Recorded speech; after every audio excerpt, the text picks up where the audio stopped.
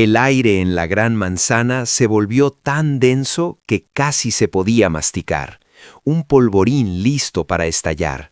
Y la chispa que encendió la controversia no fue un error en el campo, sino una lista, la infame lista de los Top 100 Players Right Now de MLB Network. La liga entera se preguntó, en ese momento inicial, ¿quién sería el número 1 esta vez? Pero la verdadera historia no estaba en la cima de la tabla, sino en la ausencia. La ausencia del número 1 para el capitán, el juez Aaron Judge, a pesar de sus temporadas históricas. Este silencio en el palmarés individual de Judge era, para muchos, una injusticia, un misterio que prometía revelar la verdad más oscura sobre los criterios de valoración en el béisbol moderno. Y ese misterio fue inmediatamente atacado, no por un rival lejano, sino por su ex compañero, Juan Soto, quien eligió el escenario de la televisión neoyorquina para desatar una sutil pero letal crítica. Soto, con esa habilidad innata para envolver una daga en seda, se refirió al tema de las clasificaciones y los premios sin mencionar directamente a Judge, pero dejando claro que su objetivo era dinamitar su pedestal. Dijo Soto, inclinando la cabeza con una calculada indiferencia que heló a sus copresentadores. Hay jugadores que son muy buenos para el espectáculo. Tienen la talla, el swing poderoso, la explosión que hace vibrar a la multitud. Pero la verdadera realeza no necesita que nadie le ponga una corona. Si un premio que existe por 16 años nunca ha necesitado tu nombre para el primer puesto, quizás esa es la respuesta definitiva. Los testigos aseguran que la atmósfera en el estudio se congeló. Esto no fue una opinión, fue un juicio de valor, un ataque indirecto que cuestionaba no solo el MVP de Judge, sino su propia esencia como jugador dominante. La insinuación era clara. Judge era un showman, no el verdadero capo de la era. Para Soto, los premios llegan a quienes están en el momento y en la historia correcta, sugiriendo que el MVP de Judge fue una conjunción de suerte y narrativa, no de supremacía absoluta. El argumento era peligroso porque jugaba con la inseguridad que la gente de Nueva York sentía sobre la valoración externa de su ídolo. La prensa se abalanzó, calificando el comentario como una devaluación intencional. ¿Cómo podía alguien con el talento de Soto ser tan cínico? Pero antes de que el debate se hundiera completamente en el lodo del resentimiento, apareció una figura capaz de elevar la discusión por encima de la mezquindad: Shohei Ohtani. Ohtani, el único ser humano que genuinamente trasciende cualquier lista de 100, eligió una aparición en ESPN para romper su habitual mutismo sobre controversias. Cuando se le preguntó sobre la ausencia de Judge en el número 1, Ohtani guardó un silencio que se sintió eterno, un silencio que era más elocuente que cualquier diatriba. Finalmente habló, con una compostura que desarmó la tensión. Si me preguntas qué es el número 1, te diré que no se trata solo de números ni de clasificaciones. La verdadera prueba es esta: cuando ese jugador falta, la respiración de toda la liga cambia. El peso del juego se siente diferente. Esta declaración no necesitaba subtítulos para señalar a Judge. Ohtani continuó, entrando en una refutación filosófica directa al argumento de Soto. Las clasificaciones existen para organizar la historia, pero no toda la historia cabe en una clasificación. Hay jugadores que construyen una historia que es indeleble, aún sin el número 1. Fue un golpe maestro. Sin alzar la voz ni denigrar a nadie, Ohtani redefinió la métrica. No se trata de quién gana el premio, sino de quién es indispensable. Ohtani, el jugador que logra hazañas que ni siquiera los programadores de videojuegos se atreverían a diseñar. Piensen en su reciente estadística de 10-2 con un OPS de .900, algo que solo 4 jugadores en la historia han logrado.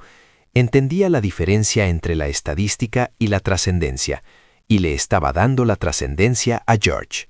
La prensa de Nueva York lo llamó el golpe silencioso, el endoso más poderoso imaginable. Pero el verdadero clímax, la catarsis que el béisbol necesitaba, vino de la voz de la autoridad moral de los Yankees, Derek Jeter. Jeter, conocido por su proverbial distancia de los dramas mediáticos, rompió su silencio. El hecho de que Jeter hablara ya era una prueba de la gravedad de la situación, pues nadie en el béisbol contemporáneo encarna la sobriedad y el liderazgo silencioso como él. Con una expresión pétrea, se dirigió a los medios con la calma de un general que imparte órdenes decisivas. Primero, habló del clubhouse. Ahí dentro se ve todo: el esfuerzo, el miedo, la envidia. No se pueden ocultar. Por eso se sabe quién es genuino y quién no.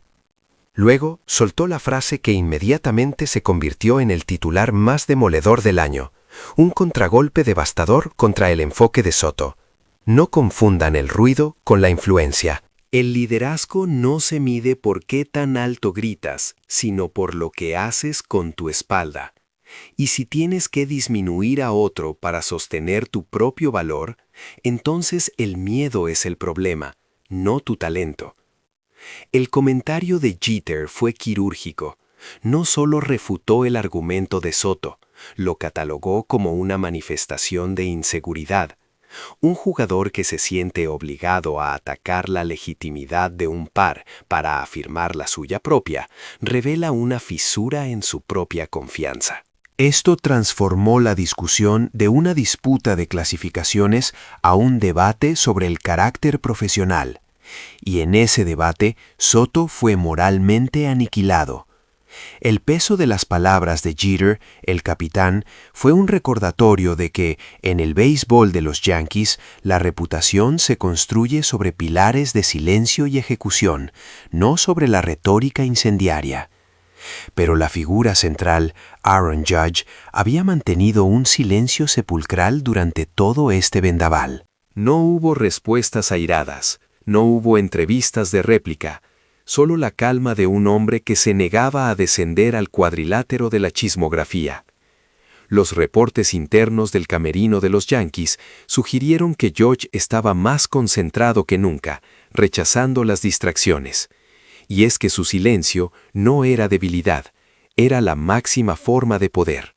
Finalmente, en un intercambio privado que trascendió la confidencialidad, Judge ofreció su única declaración, una que funcionó como la clave para resolver el misterio de su enfoque y el golpe de gracia a la controversia.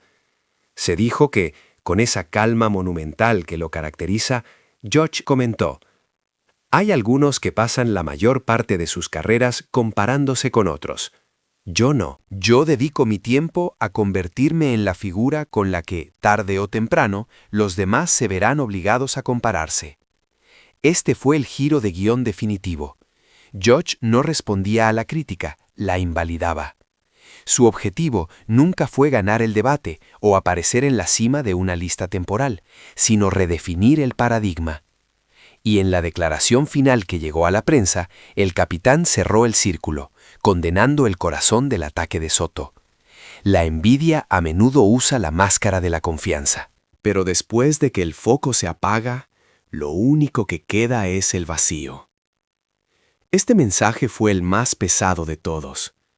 No fue una defensa de su propia valía, sino una acusación de la intención del atacante. El problema nunca fue la lista top 100, sino la incapacidad de algunos de tolerar que el respeto y la admiración genuina se dirijan hacia otro, incluso sin el adorno del número 1. Judge demostró que la verdadera dominancia no reside en la cantidad de premios, sino en la paz interior y la certeza de saber que, seas o no el número 1 en un papel, eres la vara con la que se mide la grandeza.